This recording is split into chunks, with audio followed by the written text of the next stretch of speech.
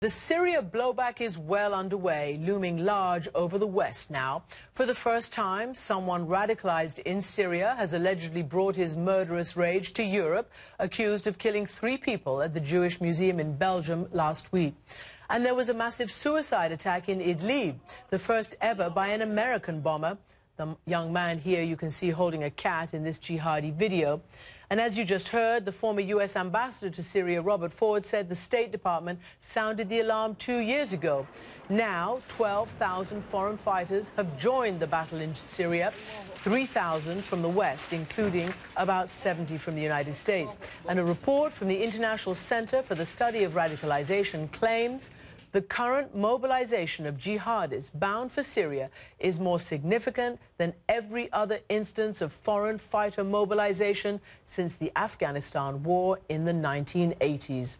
My next guest, Peter Neumann, is behind that report. He's a world-renowned expert on the phenomenon of homegrown radicalization and on the constantly evolving face of global terror. Welcome. Thanks for joining me. Thank you. It is truly terrifying, the idea that this could surpass even what Afghanistan spawned. Really? So we know from credible estimates that around 20,000 people went to Afghanistan over the course of the entire 1980s. So if 12,000 people have gone to Syria over the past 3 years, Syria is well on track, unfortunately, to surpass that number if the conflict continues. Perhaps in numbers, but what about in intent? The West believes that they have decimated al-Qaeda in Afghanistan and Pakistan, and that no more big set-piece, dramatic acts of terrorism will take place. What will these people do, do you think? I think what's happening in Syria right now is truly profound. It's a transformative movement. It's a transformative moment. The old al-Qaeda, I believe, is no longer that relevant. In 5 years' time, we may well be talking about a different kind of organization, and one that, like Afghanistan in the 1980s, has been created in Syria. So many people have gone. The scale is of such intensity that we may well witness the emergence of a new phenomenon, one that has its roots in Syria. And what will it do to the West or outside Syria? Well, that's not clear right now. We know there's research that shows, authoritative research that shows that of previous foreign fighter mobilizations, around 1 in 9 of the people who have been foreign fighters subsequently became involved in domestic terrorism. If that is anything to go by, clearly, not everyone who's been to Syria will become a terrorist, but a significant minority will pose a problem at some point down the line. You're in touch with some of these people. You obviously study them, and that means you have to talk to them. What do they say to you? So we've created a database of 350 foreign fighters currently on the ground in Syria, of their social media profiles. We talk to them via WhatsApp, via Skype, via social media. And it's interesting because in the beginning, they are quite gung-ho about everything. Everything is wonderful. But once you break them down, they are quite skeptical about things. They are telling us that the Syrian people do not like them very much. They are telling us that they hate the idea that all this infighting is going on between different rebel groups. They came to Syria in order to fight Bashar al-Assad. What they end up doing is killing other Sunni rebels. And so there's a lot of powerful messages. If governments paid more attention to this, these would be very powerful messages to deter people from going to Syria in the first place. Are governments on top of this? We read a lot right now of arrests and interceptions and stripping people of their citizenship.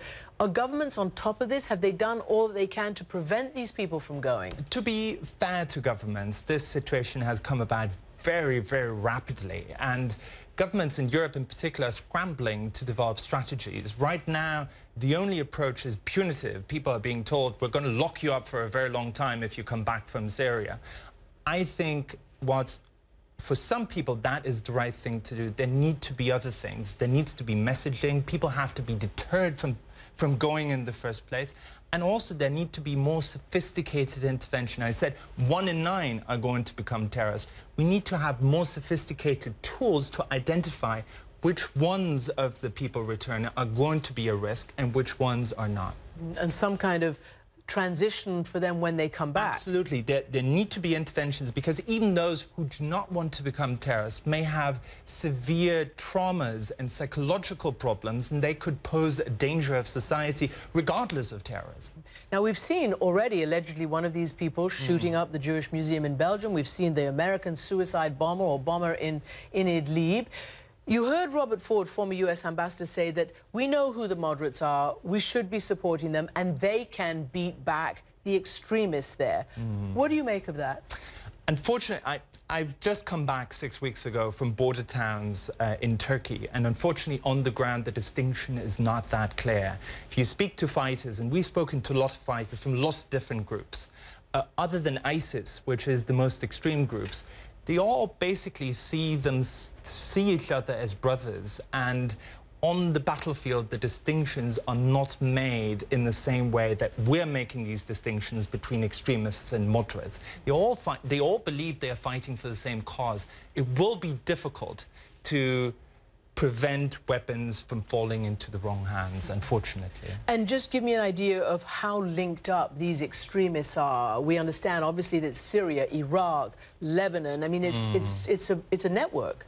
So what is particularly relevant is the connection with Iraq, because ISIS, which is the most important extremist group, is a group that wants to establish a caliphate across the region. They came out of Al-Qaeda in Iraq and have gone back into Syria.